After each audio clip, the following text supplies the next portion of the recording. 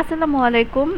এক্সেলে আমার সামনে একটা শিট আছে। আমাকে বলা হয়েছিল যে প্রফিট অ্যান্ড লসের একটা শিট বানাতে। আমি এখানে উল্টাপাল্টা করে ফেলছি। ফার্স্ট টাইমে টোটাল প্রফিট লিখে ফেলছি, তারপর লস লিখে ফেলছি, তারপর থেকে আমি assign on quantity, purchase value, sale value এগুলো লিখলাম। তো আমার এটা কিন্তু উল্টাপাল্টা হয়ে গেছে। চলুন দেখে নেই কীভাবে এটাকে আমি ঠিক করে সাজিয়ে লিখব।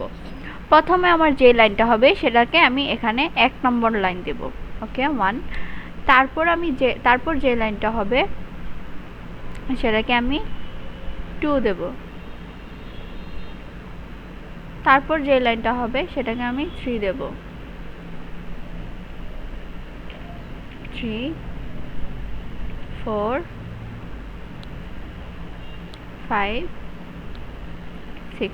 ওকে, এবার আমার সাজানো হয়ে গেলে পুরো শিটটাকে আমি এভাবে সিলেক্ট করে নেব। সিলেক্ট করার পর আমি লিখব অল্ট এ এস এস। আমার সামনে এখানে একটা সলিউশনের ফ্রন্ট খুলবে। এখান থেকে আমি অপশনে যাব। এখান থেকে সফট লেফট টু রাইট এই অপশনটাতে ক্লিক করব, ওকেতে ক্লিক করব।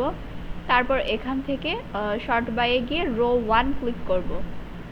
তারপর এই অপশনটাতে যাব, যাওয়ার পর এখানে স্মলেস্ট টু লার্জেস্ট এটাতে ক্লিক করব। হ্যাঁ, ওকেতে ক্লিক করলাম।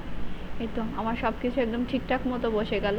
আর আমি চাইলে উপরের লাইনটা এখন এখান থেকে ডিলিট করে দিতে পারবো।